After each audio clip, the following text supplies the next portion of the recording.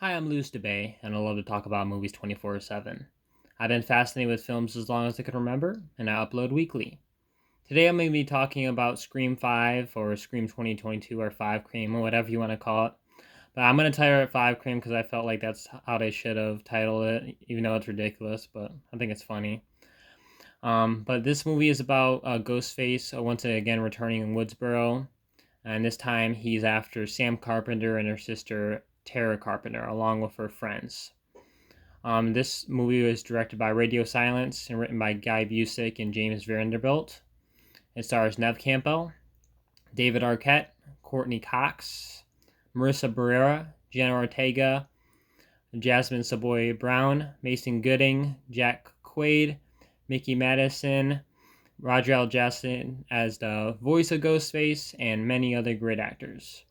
Alright, I'm going to start talking about the positives. Again, I'm going to start off talking about the opening scene. This is a great opening scene. It's not like my top my favorite, but I think it's right in the middle. It's a really good opening scene. Starts out with Jenna Ortega's character, Tara Carpenter, and once again, this is a spoiler review. It's just for a heads up. I will be talking about spoilers and um, all the details about the movie and the killers and all that. So that's just a heads up. So if you want to watch the movie and come back and watch this review, I do highly recommend it. This is one of my favorite horror movies. I do love it, and I highly recommend it. All right, but this opening is very good. It's kind of like a modern update of the original opening on Scream, and it's really intense and suspenseful.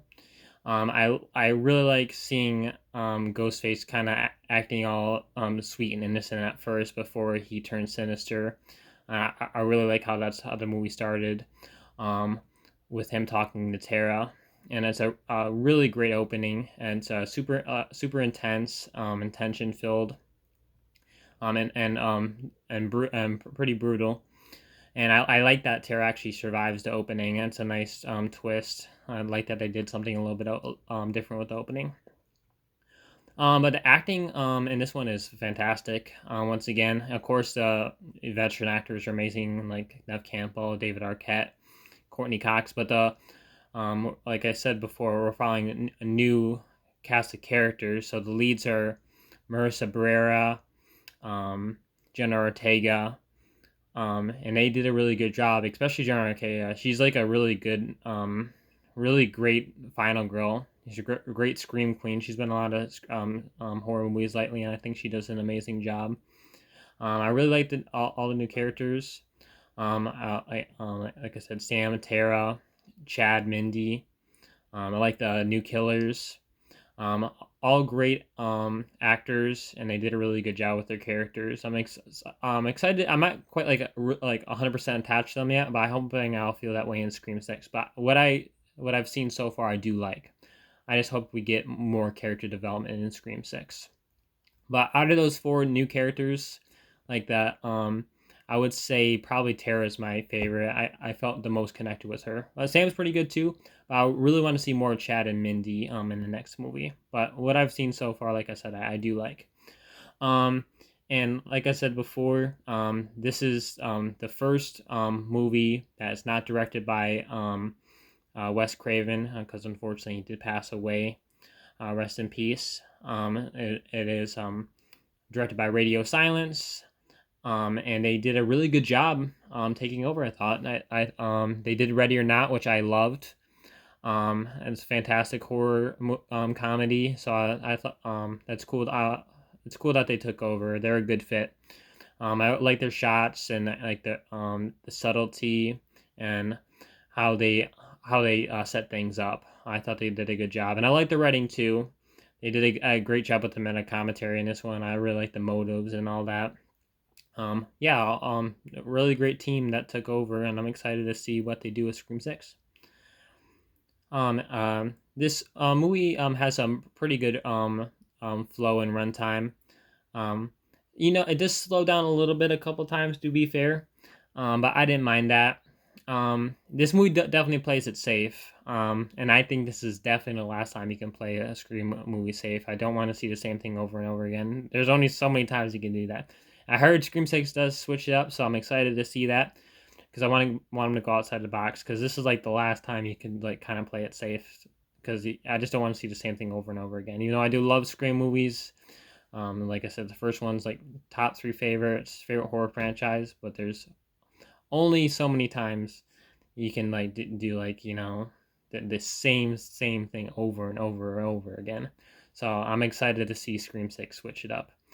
But like I was saying before, is a pretty good flow, good runtime, great intensity throughout the Ghostface scenes. This is the most brutal Ghostface has been so far. Some really gnarly kills in this one.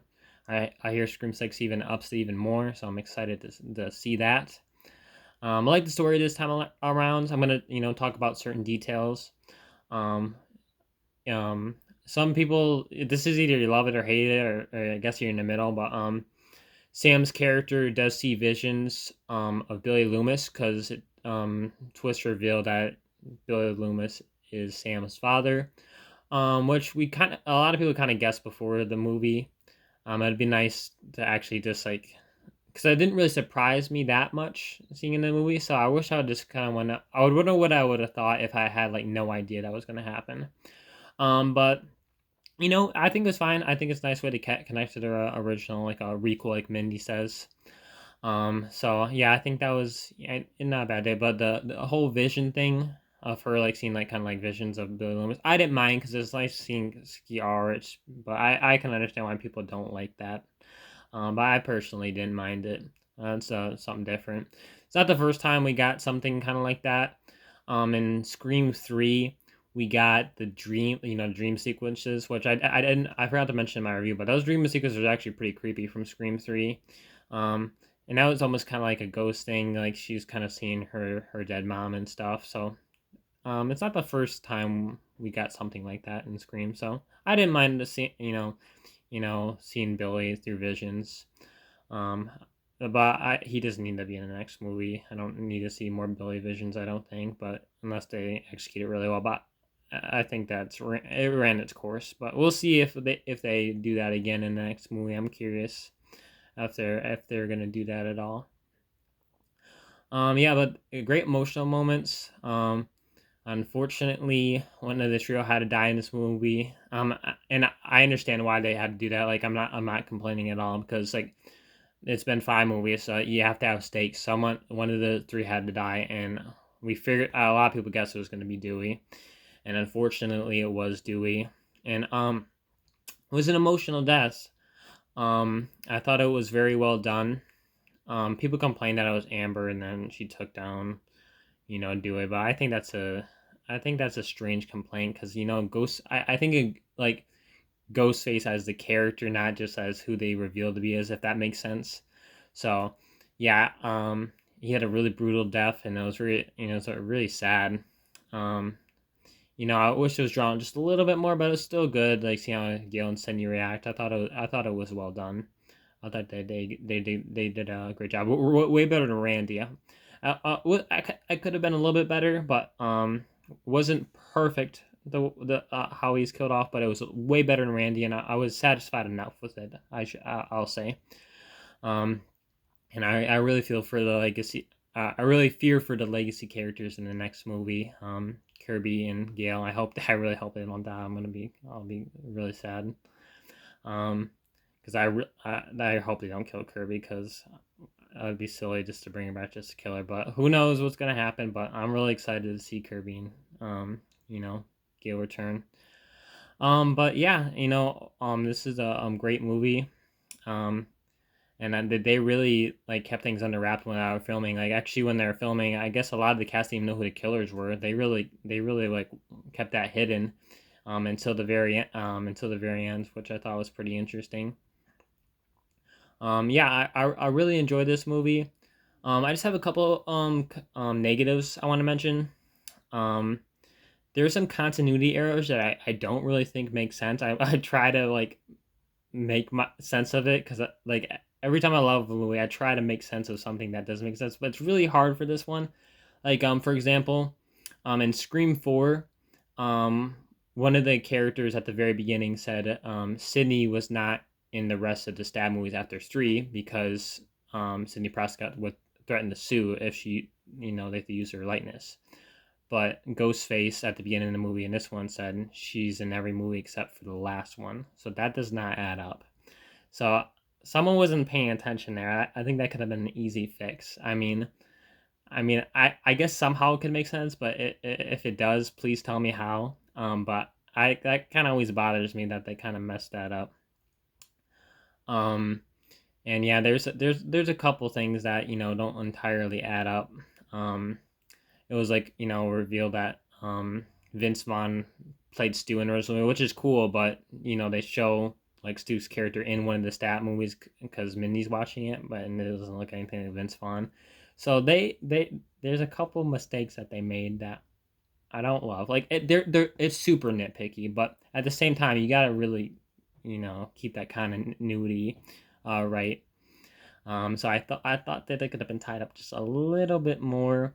There's just a couple mistakes that I feel like if you're making a screen, we gotta really like go through this all the movies like of a fine comb and just like make sure you get everything correct, because so to avoid silly mistakes like that. I'm just a diehard Scream fan. I know some people might not care, but I think they could just fix a little bit more. But yeah, those are pretty much my only complaints, just those continuity errors, and I think these deaths could have been just a little bit better. But besides that, it's really good. And I want to talk about the ending, of course. So it's revealed that Amber and Richie are the killers. I did guess Amber. But I was really hoping it wasn't Richie because I think Jack Quaid is just a great actor. I was just hoping it wasn't Richie, but it was Richie. And probably some of the most guessable killers out of the entire franchise. But I thought they did an amazing job. They're probably like right in the middle there of like. And I'm gonna do a ranking video of the ghost faces. But let you know after 6, I'll do a full ranking. But yeah, I really liked Richie. He's like really crazy and just like this insane, and again Amber just like really brutal and funny. Like I thought they made for a really good duo. Probably one of the best Ghostface duos because besides like Billions too, because in the second one it was Mickey and Mrs. Loomis, and a lot of portrayals and stuff. So this is one of the few times they didn't betray each other, which I appreciate. I would prefer like when a ghost faces stick together and not try to kill each other. I find that more interesting. Yeah, that's a great ending. It ends at Stu Macher's house. I thought they did a really solid job with this movie. I did enjoy it. Great ending, intense. Like that. Sam and Tara and Gail and Sydney teaming up. I thought that was all fantastic. I think the ending is probably the best part of this movie. I thought it really landed with the ending. And I watched this movie a lot of times. I probably watched it like 8 times by now, and I'll watch it many more. But yeah, again, I love this movie. I'd give it an A, a solid. I'd give it a solid A. But thank you guys so much for watching this video. I do appreciate it. You guys have a great day and take care. Bye.